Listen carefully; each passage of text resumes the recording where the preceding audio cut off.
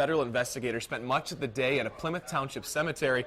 They're digging up 2 bodies, hoping the young woman will be identified. Kimberly Craig joins us live now with the very latest. Kim, what do you know?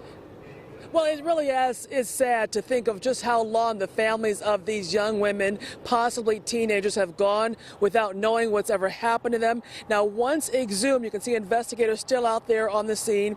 Their DNA will be put into a national database, hoping to identify them and any loved ones who may have never given up hope of finding answers.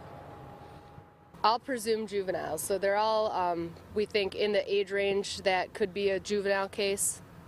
The lowest one we think possibly could be as low as 14 years old. Here at United Memorial Garden Cemetery in Plymouth, investigators came to exhume the bodies of 2 young women, possibly teenagers when they died. This is a sketch of one of them. She was murdered in Detroit back in 1987 before DNA testing could help close unsolved cases. Another died from a drug overdose in Highland Park way back in 1976. It's pretty commonplace that a medical examiner's office will bury remains when they can't identify them. After a certain amount of time passes, it still goes on today.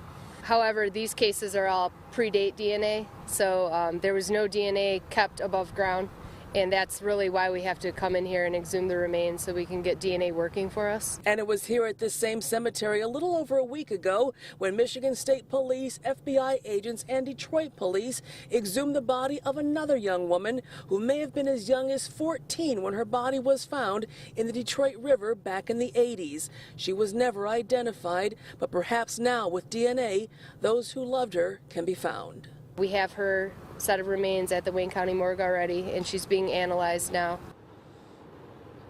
And we're going to remain out here at the cemetery and come back and see you again at 5 o'clock, because coming up then, we'll have details surrounding the deaths of the 2 women investigators came to exhume today. Perhaps those details will also help identify them. And one of them, investigators say, had given birth shortly before her murder. We'll have that coming up at 5 o'clock. For now, Kimberly Craig in Plymouth for the Now. All right, Kim, we'll talk to you in just a little bit. Meantime,